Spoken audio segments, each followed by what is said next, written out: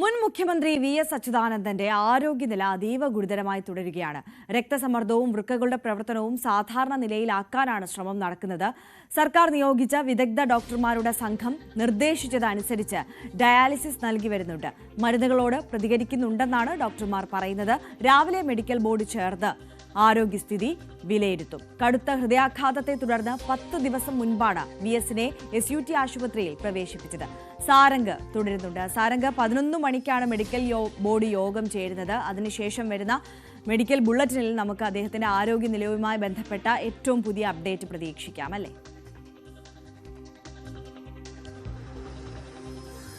തീർച്ചയായും എല്ലാ ദിവസവും മെഡിക്കൽ ബോർഡ് ഇത്തരത്തിലൊരു അദ്ദേഹത്തിന്റെ ആരോഗ്യം വിലയിരുത്തുന്നുണ്ട്. സർക്കാർ നിർദ്ദേശിച്ച പ്രകാരം 7 അംഗ ഡോക്ടർമാരുടെ, മെഡിക്കൽ കോളേജിൽ നിന്നുള്ള 7 അംഗ ഡോക്ടർമാരുടെ ഒരു സംഘം കൂടി ഈ ഒരു ചികിത്സയുടെ ഭാഗമായി അവർ SUT ആശുപത്രിയിൽ വി.എസിന്റെ ആരോഗ്യനില കൃത്യമായി പരിശോധിക്കുന്നുണ്ട്. നിലവിൽ വെന്റിലേറ്റർ സഹായത്തോടു കൂടി തന്നെയാണ് മുൻപോട്ട് പോകുന്നത്. ഡയാലിസിസ് നടക്കുന്നുണ്ട്. മറ്റ് ജീവൻ രക്ഷാ മരുന്നുകൾ ഒക്കെ അദ്ദേഹത്തിന് ആവശ്യമായി വരുന്നുണ്ട് എന്നാണ് നമുക്ക് മനസ്സിലാക്കാൻ വരുന്നത്. അതായത് വെന്റിലേറ്റർ സഹായം ഇല്ലാതെ തന്നെ ശ്വാസം എടുക്കാനും മറ്റ് വൃക്കകളുടെ അടക്കം ആരോഗ്യം വീണ്ടെടുക്കാനുള്ള ഒരു ശ്രമമാണ് നടന്നുകൊണ്ടിരിക്കുന്നത്. മാത്രമല്ല അദ്ദേഹത്തിന്റെ പ്രായം വളരെയധികം വലിയൊരു ഘടകമാണ്. കാരണം 100 വയസ്സിന് മുകളിലുള്ള ഒരു വ്യക്തിയാണ്. അദ്ദേഹത്തിന്റെ ചെറിയ ഒരു ആരോഗ്യ പ്രശ്നം പോലും വലിയ രീതിയിലേക്കുള്ള ബുദ്ധിമുട്ടുകൾ സൃഷ്ടിച്ചേക്കാം. അതുകൊണ്ട് തന്നെ മരുന്നുകൾ വലിയ രീതിയിൽ നൽകാനുള്ള പ്രതിസന്ധിയുണ്ട്.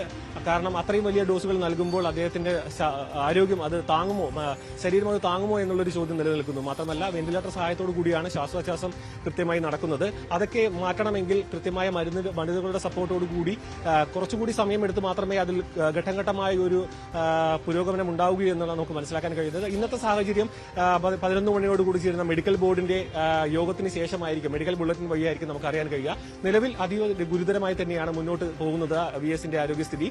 മാത്രമല്ല ഈ ഒരു വെന്റിലേറ്റർ സഹായവും ഡയാലിസും മറ്റും തുടർന്നുകൊണ്ടിരിക്കുകയാണെന്നാണ് നമുക്ക് ലഭിക്കുന്ന വിവരം. ആര്യ, ശരി. സാരംഗ് സുധാകരനാണ് വിശദാംശങ്ങളുമായി ചേർന്നത്.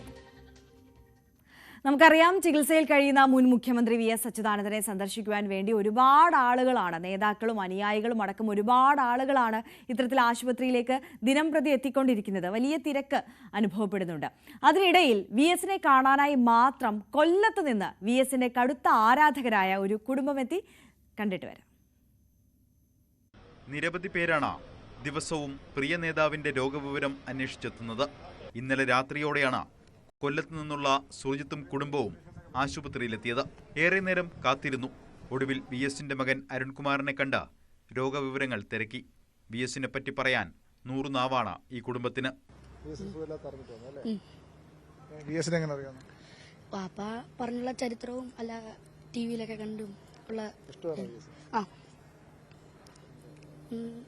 ഇഷ്ടമാണ്. കുറെ കാര്യങ്ങളൊക്കെ കേട്ടിട്ടുണ്ട്. വി.എസ്.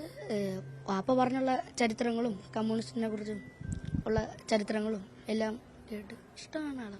അരുൺകുമാർ സാറിനോട് സംസാരിച്ച് അപ്പം പിന്നെ അത്ര വലിയൊരു ഇതല്ല, റിക്കവറായി വരും എന്ന് തന്നെയാണ് കക്ഷി തീർത്ത് പറയുന്നത്.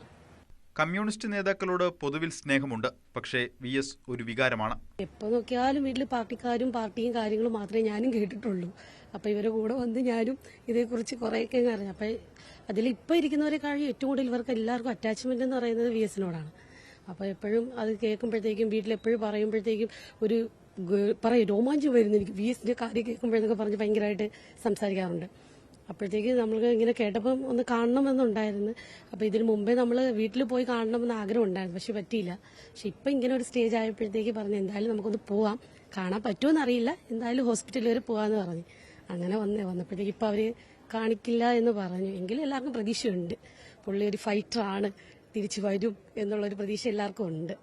അപ്പോൾ ആ ഒരു രീതിയിൽ നമ്മളും പ്രാർത്ഥിക്കുന്നു, അവരോടൊപ്പം തിരിച്ചു വരട്ടെ എന്ന് പ്രാർത്ഥിക്കുന്നു. കാരണം വെച്ചാൽ മറ്റെല്ലാ നേതാക്കളും പോലെ അല്ല ആള്, ഒരു വേറിട്ടൊരു ജീവിതം എന്ന് പറയാം. അതുകൊണ്ട് നമ്മളെല്ലാവർക്കും ഇഷ്ടപ്പെടും. കാരണം വെച്ചാൽ നമ്മൾ വേറൊരു പാർട്ടിക്കാരാണെങ്കിൽ പോലും, മറ്റേ ഇപ്പോൾ കോൺഗ്രസ് ആണെങ്കിലും BJP ആണെങ്കിലും എല്ലാവർക്കും വി.എസ്. എന്ന് പറയുമ്പോഴത്തേക്കും ഒരു ഇത്. കാരണം പുള്ളിയെ കൊണ്ടേ പറ്റൂ. ഒരു എന്തോ പറയുക, ഒരു പുള്ളി ഒരു സ്ഥലത്ത് സംസാരിക്കാൻ വന്നു കഴിഞ്ഞാൽ അവിടെ വരുന്ന ജനങ്ങളുടെ ആ ഒരു വികാരം എന്ന് പറയുന്നത് അത് കൊണ്ടുവരാൻ വി.എസിന് മാത്രമേ കഴിഞ്ഞിട്ടുള്ളൂ. അപ്പം അതുകൊണ്ടുള്ളൊരു ഇഷ്ടം നമുക്ക് എല്ലാവർക്കും. അപ്പോൾ വീട്ടിൽ എപ്പോഴും ഇങ്ങനെ പറയുന്നേക്കാം വി.എസിനെ കുറിച്ച്. അപ്പോൾ പുള്ളി ടി.വിയിൽ ഇപ്പോൾ വാർത്ത കേട്ടുകൊണ്ടിരിക്കുമ്പോഴത്തേക്ക് പുള്ളിയുടെ ഒരു എന്തെങ്കിലും ഒരു കാര്യമാണ് അതിനകത്ത് പറയുന്നുണ്ടെങ്കിൽ ബാക്കി എല്ലാം നിർത്തിവെച്ചിട്ട് പെട്ടെന്ന് എല്ലാവരും സൈലന്റ് ആയിട്ട് അത് കേൾക്കാൻ വേണ്ടിയിരിക്കും. ഈ പരീക്ഷണ കാലഘട്ടത്തെയും അതിജീവിച്ച് വി.എസ്. തിരിച്ചുവരും എന്ന പ്രതീക്ഷയിലാണ് അവർ മടങ്ങിയത്. ഇങ്ങനെ ആയിരങ്ങളുടെ പ്രാർത്ഥനകളിലും നിറയുകയാണ് VS എന്ന ജനനേതാവ്. ന്യൂസ് 18 തിരുവനന്തപുരം.